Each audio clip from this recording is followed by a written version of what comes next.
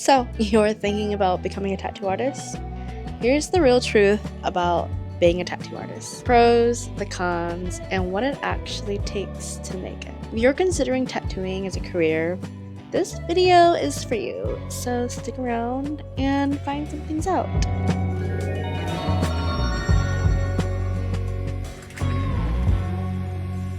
Hey, I'm Adora. I'm a full-time tattoo artist and a creator now. But I didn't get here in a straight line. I went the long way. Life happened. I worked in many industries. I raised my kid. I kept working on my art through it all though. And eventually I found my way back and made tattooing into my career. If you want the full story on how I got here, the setbacks, the magic, I have a separate video all about that. I'll link it below so you can check that one out later. Here's the thing. It's not as dreamy or glamorous as social media makes it to seem. It's not all rock and roll. That's not to say it isn't rewarding though, because it is. But this job is just way more complex than most people realize. And that's why I'm making this video. This video is not about romanticizing the tattoo artist life, and it's definitely not meant to scare you off either. I made this to show you the full picture, the sweet, the sharp, and everything in between, so you can figure out, is this path right for you? I've had a lot of people ask me, how do I get into it? Do I have any tips? And really, I want everyone to start off at square one, really determining, is this right for you? Maybe it is, maybe it's not, maybe it will be in a few months or a few years. That's okay. I truly believe you can start whenever you're ready, as long as you have the commitment to put in the work. So now let's talk about what it's really like being a tattoo artist.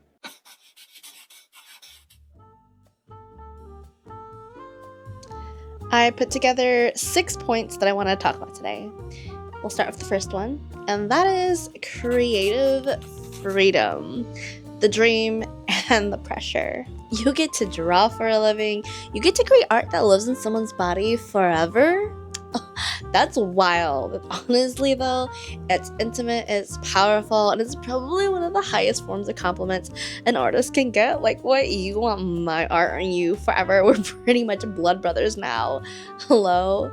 But here is the flip side. Sure, you get a bunch of creative freedom, but on the flip side, when the creative juices aren't flowing, or when you're working with a client who knows exactly what they want, but they don't really know how to explain it to you, then yeah, that freedom kind of starts to feel like pressure real quick. There is no easy fix. When you hit that art block, you have to push through and produce, because you are the artist. If you don't love creating, and I mean love it enough to do it even when it's hard, then this job might eat you alive.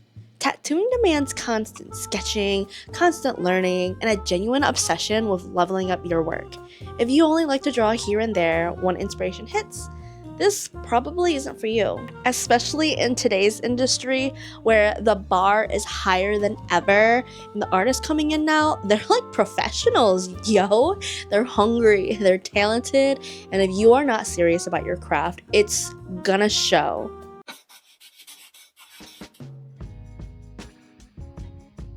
The second point I want to bring up today is you get a flexible-ish schedule. Eventually, maybe, sometimes. One of the biggest perks of being a tattoo artist is the potential to set your own hours. Take on the projects that inspire you and create a schedule that actually fits your life. Now, that kind of autonomy is rare, and when you get there, it feels amazing. But let's be real, okay? That kind of freedom, most of the time, is earned and not given. When you're just starting out, especially as an apprentice or a junior artist, you're probably going to be working on someone else's schedule. Some shops require you to be there open to close, just in case walk-ins come in, because a lot of tattoo shops are walk-in tattoo shops. And that could mean you sitting around for hours, unpaid, waiting for maybe someone will walk through the door and want a tattoo from me. Yeah, I'm not demonizing walk-ins. Walk-ins can be so great for building experience and income. But if you're someone who absolutely needs flexibility, whether it's for parenting, school, or another job, you're gonna just have to grind through those early years, soak up as much knowledge as you can, and then eventually seek out a studio that might align better with your lifestyle. The flexibility does come, but it's something you have to work towards, not something every artist just starts out with. But when you do finally get to that point, it feels amazing. But you have to understand that at different studios, you are going to see different ways of doing things and different flexibilities and all kinds of different schedules. Not every tattoo artist is going to look the same. Not every tattoo studio is going to operate the same. So you have to really take that into consideration. That is just the reality of it.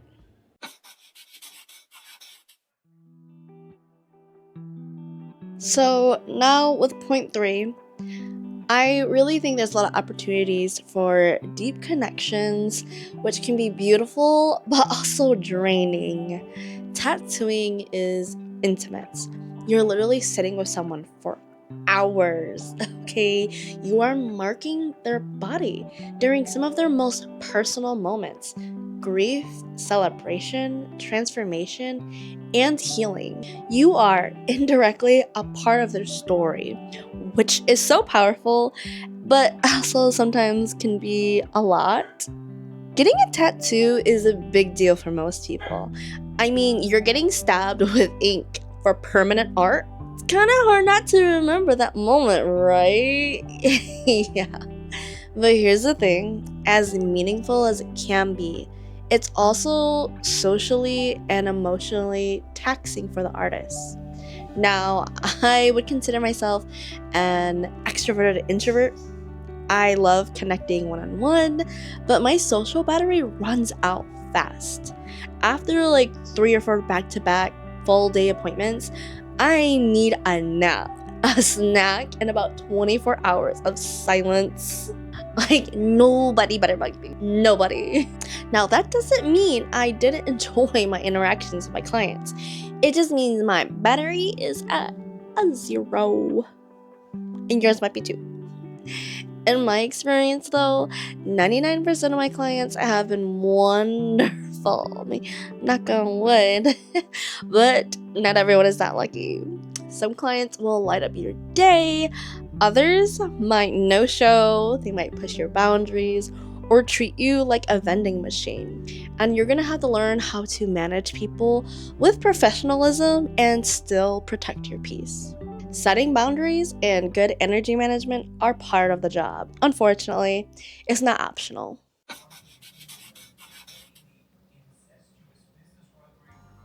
My 4th point today is that you can make good money, but it's not guaranteed. Not at all. If you are consistent, disciplined, and can build a strong reputation, tattooing can be financially rewarding. You get to charge what you're worth, take on projects you care about, and build multiple income streams over time. That kind of autonomy over your income is powerful, but it also comes with a lot of pressure. The truth is, income in this industry is rarely stable, okay? Some months you're booked out and thriving. Other months clients cancel, books are drying up, and her life just throws things off. If you need predictable income or you're not comfortable navigating financial ups and downs, this path can be so stressful, especially in the beginning when you are just building. When I started my apprenticeship, I was working a full-time tech job, and even after I had finished my apprenticeship, I stayed at that job for 8 more months before I felt secure enough to quit and go full-time. And to be honest, I didn't have the luxury not to think about money. I didn't grow up with a lot, so entering into adulthood, I was in constant survival mode. So financial security has always been a big deal to me. Now that I've put down roots in a home for my son, it's even more important than ever now. Having a stable base makes me feel safer, less anxious, but that doesn't mean it's easy. I still struggle sometimes with the unpredictability of freelance income, but I am constantly learning and adapting how to budget better, how to build safety nets, and how to earn in ways that feel aligned with my values while still trying to create cushions for me in the long run. And it's not just me either. A lot of tattoo artists work part-time jobs, do freelance gigs, or run side hustles to keep things steady, especially in the early years.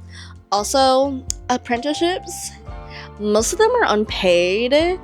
Yeah, so. And nowadays, some even cost you money. Yeah. Now, that didn't used to be the norm, but in today's landscape, it's becoming more common, I'm seeing, especially of artists who want to make sure that you are serious before they're investing their time in being your mentor. And just because you have a mentor at a tattoo studio, it doesn't mean that they're going to provide everything for you. You'll be buying a lot of your own supplies: machines, needles, inks, barrier protection, aftercare, clip cords, stencil stuff, etc. It all adds up fast. Some shops will cover certain basics, but in most cases, you are expected to provide your own setup, and that's a big part of why budgeting is so important when you are starting out. And of course, no, just because you have a mentor, that doesn't mean that every mentor is a good teacher. Some will build you up, others you'll learn from despite their chaos. But it's just part of the game, not just in tattooing, but I guess like really any skill-based profession, like trades. So yeah, you can absolutely make good money as a tattoo artist, but it takes hustle, patience, and a long game mindset, especially if, like me, you are trying to build a life that's not just for yourself, but for your family and your future. And while we are on the topic of apprenticeships and mentors, another big thing is you are not guaranteed an apprenticeship. So let's say you want to get into the tattooing industry. It's going to be very hard to even get one in the first place. It's not as simple as walking into a shop and asking. You'll need to work on your artwork, build a portfolio that shows your style and your potential, and you'll probably have to network for a while, online, at conventions, at local shops, before someone is even willing to give you a shot. And even if you do get everything right, there is no guarantee that you will get a call back. The reality is, a lot of artists get turned down multiple times before they're accepted into a shop.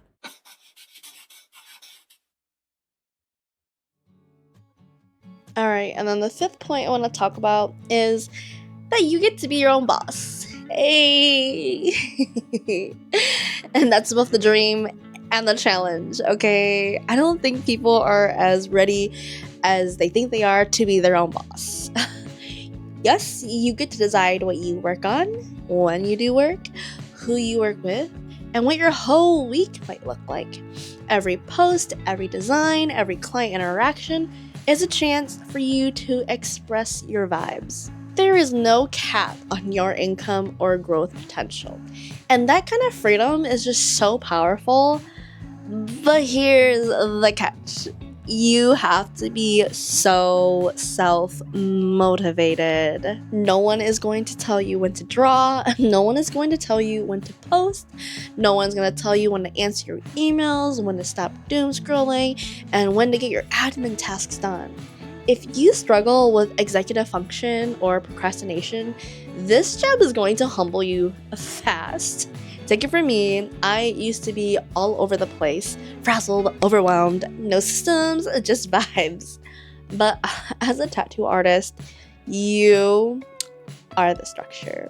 There is no clock in, no boss, no hand holding, and you have to build systems for your own workflow, your rest, your communication, or you're gonna end up dropping the ball and it will show. You might have like a studio owner to answer to when you're in the studio, but they will not want to be having to micromanage you. I mean, well, some might relish in it though. So be mindful of the dynamics in your studio and what kind of mentor or owner there is. And just so we're clear, this industry does not come with an HR department. If something shady happens, if someone crosses a line, if there's unprofessional behavior, there's usually no system in place to protect you. It's usually just you and your studio owner against everything else, or sometimes it's just you against everything else. You have to learn how to watch your back, advocate for yourself, and stand your ground when necessary. Yes, there are some shitty people in this industry, people who gatekeep, manipulate, or make you feel small. But there are also a ton of talented and supportive artists who are changing the culture for the better. You just have to navigate carefully, trust your gut, and find your people. Overall, you don't just get to be the artist. You are also a content creator, customer service rep, a scheduler, a marketer, and sometimes low-key a therapist, okay? But yo, if you're not ready to juggle all of that, this might not be the career for you. At the end of the day, passion will get you started, but discipline is what will keep you going. You can't wing it forever. Eventually, you have to get organized, stay consistent, and show up even when you are tired. Because the truth is, your dream job still becomes a job, and no one's coming to save it but you. Okay, still with me? I know it's a lot to take in, but hey, you wanted to hear it, otherwise why would you click on this video? You were thinking about it, I'm just speaking facts. Okay? I need to take a break really quick.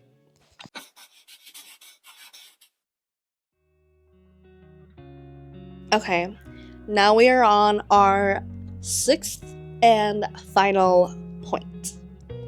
You are going to grow like crazy.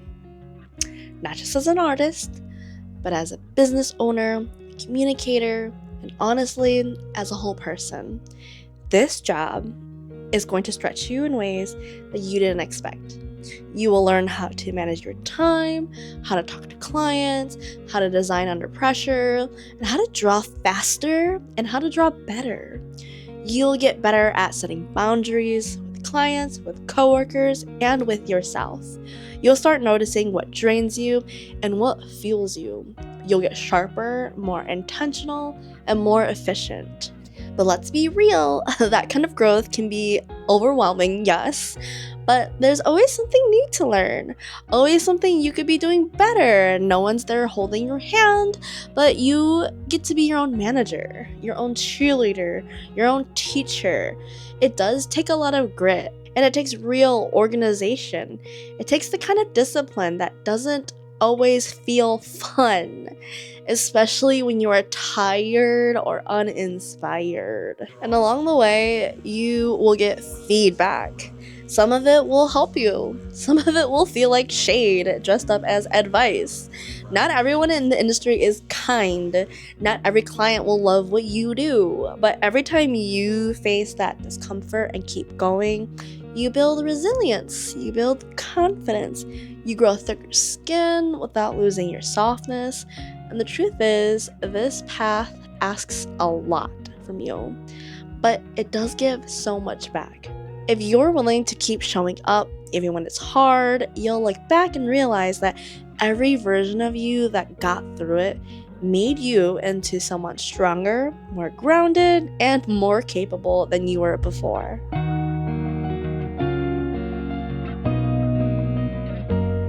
So, if you're still here, thanks for watching and being open to hearing the real, not so aesthetic side of tattooing. I didn't make this video to scare anyone off. I made it to help you figure out if this path is right for you right now. And even if it's not today, it doesn't mean that it won't be in the future. It took me a long time from thinking I want to be a tattoo artist to actually becoming a tattoo artist. And that's okay. What matters most is that when you choose this path, you're ready to show up for it with patience, with discipline, and with love for the craft. Because this job will ask a lot from you. But if you are in it for the right reasons, it can give so much more. I will be doing another video in the future about what I would do to become a tattoo artist if I had to start over. So if you had any questions now after watching this, put them in the comments below and I can answer it in that video. If you're a seasoned tattoo artist and have some kind of wisdom to share for the viewers, comment them below. And if you're into honest art talks, creative chaos, and building a creative life, make sure to subscribe and stick around. I would love to have you here, but until next time, bye.